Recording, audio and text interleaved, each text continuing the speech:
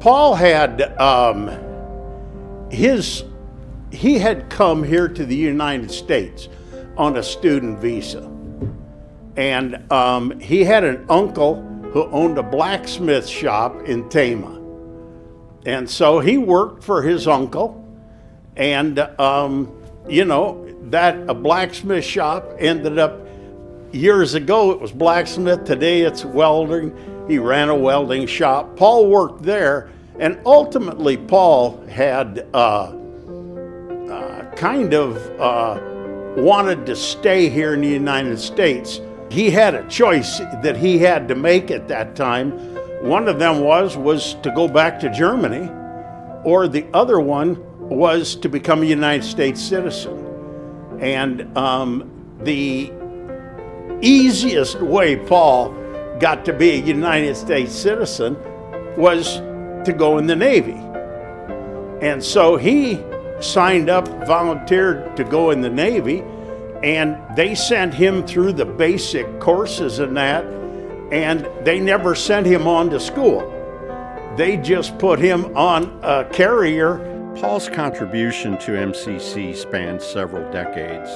During that time, Paul positively affected in some meaningful way every student in his classes.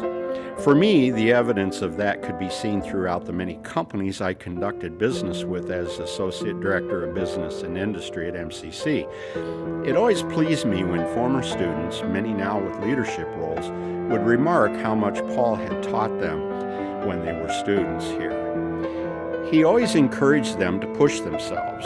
Some even remarked how Paul had saved them from giving up during times of adversity in their personal lives while they were at school.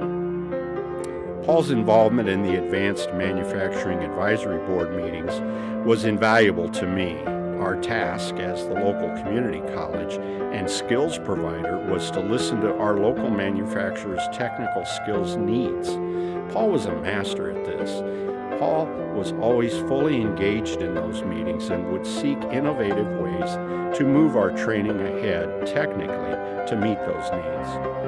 Additionally, Paul would act as the conduit through which those needs would be passed directly on to his students.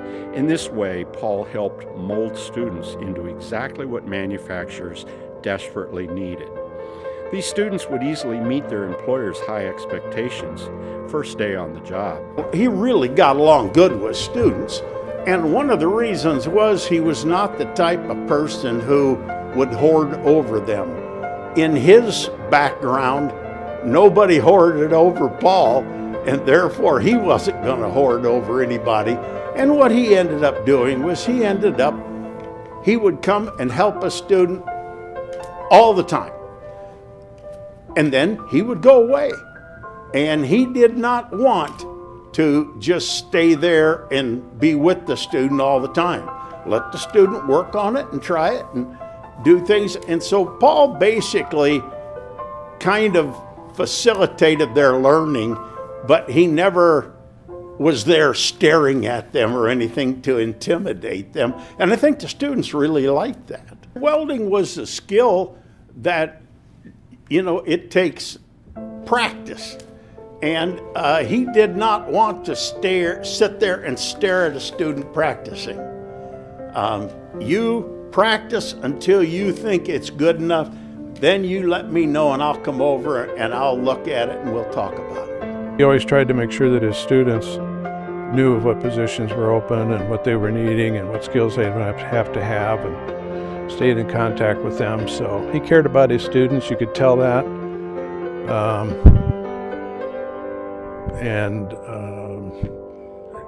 I never talked to one student or anybody that didn't like Paul. He was just a great guy. We were very active in our church, as far as you could count on them being there every Sunday. Paul served on our council. He also taught confirmation class. And the nice thing about that was a lot of parents get involved with confirmation when their child or children are of that age. But Paul continued to do that even after his children finished confirmation class. He did it for quite a lot of years. Another funny little thing about Paul, I think you'll get a kick out of this, was that if there was an issue being brought up before the congregation that needed to be voted on, and say the congregation was basically for it, Paul would vote no, just because he didn't think that anything should be a unanimous decision. So vice versa, if we were against it, maybe he'd vote for it. Maybe it wasn't his actual belief on how he was voting, but that was just Paul. He just thought, well, somebody should take the other side. Definitely. Paul was very active in crop walk. When that time of year came up, he would be standing at the front door when you came in with his list of, okay, Linda, how much are you going to donate this year? And there was not my answer was never no. It was okay, and I'd fill out the form. And I wasn't the only one. I mean, he was very vocal and very encouraging of, to people. He wanted people to know about crop walk, what it did. And Joanna, his wife, was also very happy. Years ago, there was more to just teaching than delivering skills and information. We spent a lot of time on the road recruiting and going to different high schools and meeting with different industrial classes and that. There were a lot of things like that we did. And Paul was one of those type of people that was always willing to grow if given the opportunity. He was always willing to make a step somewheres that maybe wasn't very clear for him. Stereotypical in some ways, little German guy with his little German hat, and you would think that that person would be old-fashioned and afraid of change and closed-minded. And maybe in a couple ways he was. The metric system, for instance, he would never give up on the metric system. The apprenticeship approach that they have in Germany, military service, like he was very held fast to his faith, but he also would surprise you. He was a voracious reader, and he would tell me book titles, and they were so random as far as their type. And I just knew if he had read it and recommended it to me, it was going to be a good thing. I also remember one of his grandchildren was diagnosed with autism, and he started learning all about autism, how to connect to that grandchild. And he was purposeful in visiting the grandchildren. He was persistent with their German language abilities. They went to Germany. Obviously, when I was doing the international recruiting, their families were closely tied to every German student we ever had at the colleges as a support system. He wasn't what he looked like when you first walked up. And he definitely believed in diversity. So every time I would bring a tour through the building where he was teaching welding, he'd say, "Katie, are there any women welders in this group?" And I'd say, "Well, I don't know, Paul, you better talk to him." So he was mindful of that. He wanted women in welding. He says, "They have better hand-eye coordination. I want them in the welding program."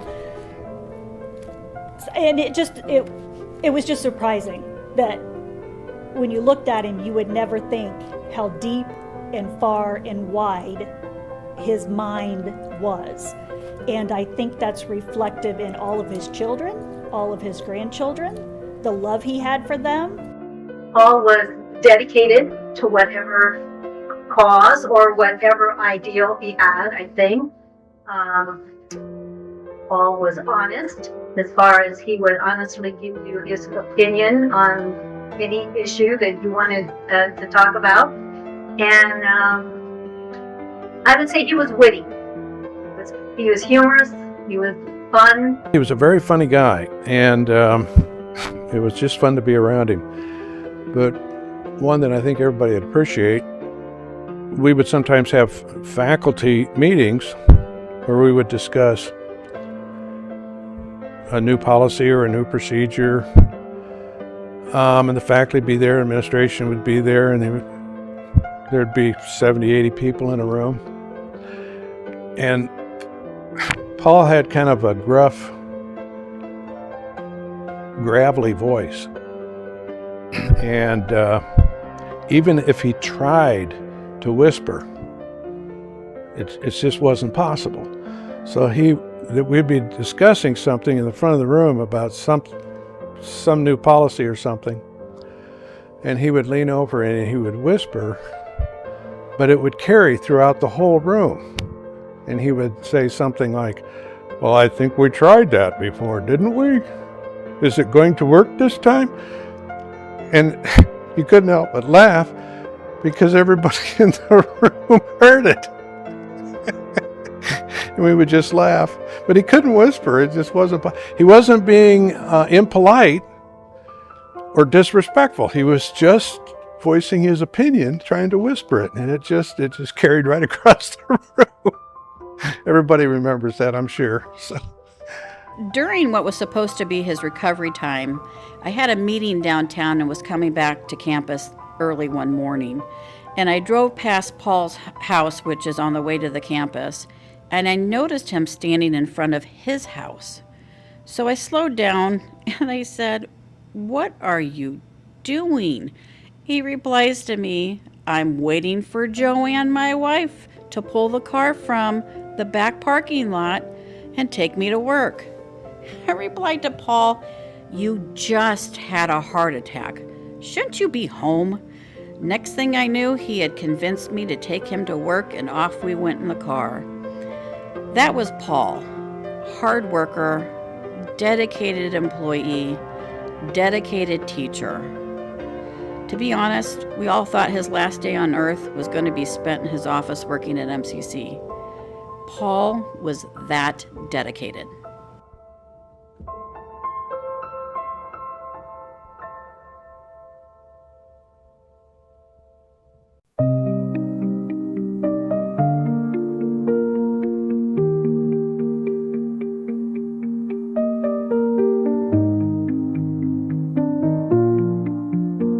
I didn't come from a farm background. I lived in Rock Island and in a rather rough neighborhood. And I used to go hunting and fishing with my father. And when I was 11, he passed away. And so I didn't know what to do with myself. And I don't think my mother did either. It just so happened that the doctor here in town, William Bush, his son farmed on the Muscatine Island. And he said, "Well, would you like to come out and hang out on the farm and learn some things on the farm?" And I said, "Yeah." So I went there and showed me how to drive tractors. This was back in 1966. And take care of livestock. And he put me on a tractor, and I plowed and I disked, and it wasn't very long, and I decided this is nice. I like this. Being outside, working with livestock, working around machinery, and that's really where it started. That really made him a unique instructor in the sense that he had been through the program himself and knew what that was about as a student. But I think that brought, a richness to his teaching then too, because he could really relate to what the students were going through. And the information he was giving them, the advice he was giving them came from that place of experience, not just something we say, to students. But I really think that made him unique. I think he had a deep affection for the program and a great respect for the teachers that he had had and how they had created the program and developed it. The college started an agriculture program here in '67. And Walter Mitchley was my instructor, and Ron Hogus, and Bob Barnes, and Lee Bush suggested, well, go to the ag program at the college, get an education, and you can work here or you can work other places if you want to. So the first year I was in farm management here, and I worked for him on the farm, and then I decided to get some agribusiness experience. So I worked for a Kent Feeds dealership. I worked for a Nutrina dealership. And I graduated in '74. And I took a sales position for Cargill Nutrina. I was the youngest employee of the company. I was 19 years old, and I had a Henry County, which is Mount Pleasant's the county seat. And I sold Nutrina feed out of the store there, and had a secretary and a truck driver, and was responsible for the store and the sales in that county. And built the business up, and I just decided that I should go on to school. So I transferred to Southern Illinois University in '77. When I graduated, they called and said, well, they needed an instructor here. And I said, oh, I really hadn't thought of teaching. I was going to go on and get a PhD. But I thought, well, God, I'll go up and interview and give that a try. I can do it for a year and see how it goes. And that was in 1980, and I liked it. Started in 1980, and I retired in July of 2013, so 33 years. Got the opportunity to work, at the time, was the second largest registered Angus operation in the United States. I went out there as an intern, an 18-year-old that didn't, I knew cattle, worked around cattle, but never been around an operation that size. Got the opportunity to work a lot with AI, artificial insemination, not artificial intelligence, but artificial insemination, where we work cattle every week. Got to experience the branding, doing tattoos, vaccines, vet work, management side of a registered herd. And kind of the good thing about that at that time was, it's the hard work I put into it. Being humble as a young kid, learning from what I was doing. They gave me the opportunity to become part of their operation in a way. So when I left from that second, be my spring work experience, I was in the process of transitioning my family farm from a commercial cow herd to a registered Angus herd to become a co-op breeder for that operation. So when I went back in the fall, I worked with Paul Martin and Marchall and McDonald on making the business plan, kind of told them what was going on, and then got to go back out in the fall to that same ranch, work with them again. They got to get the things all squared away for me when I got for that sale that fall, actually. So that winter, I actually ended up buying two semi-loads of registered Angus cows from that ranch, and started my farming career before I ever graduated from MCC. What was interesting about Denmark is, when we went out there, so we spent a week living on a farm with a farm family. So I lived on I can't even remember the number of head Jersey cow dairy out in the countryside of Denmark. The cool thing about the host family I had was the guy, I was there, I was willing to work, I was willing to do anything, but he goes, nope, you're here, now you're my guest. And he just kind of would show me with the dairy, and he would take me around to other dairies, and he had very hard English. He couldn't really, his English wasn't that great. He had a couple of daughters that would help translate, or his wife would. But there was a lot of times me and him were just one-on-one riding around going to go visit a friend, and we would go talk, and just the different food, open-faced sandwiches. I ate so many open-faced sandwiches, it's hard to believe.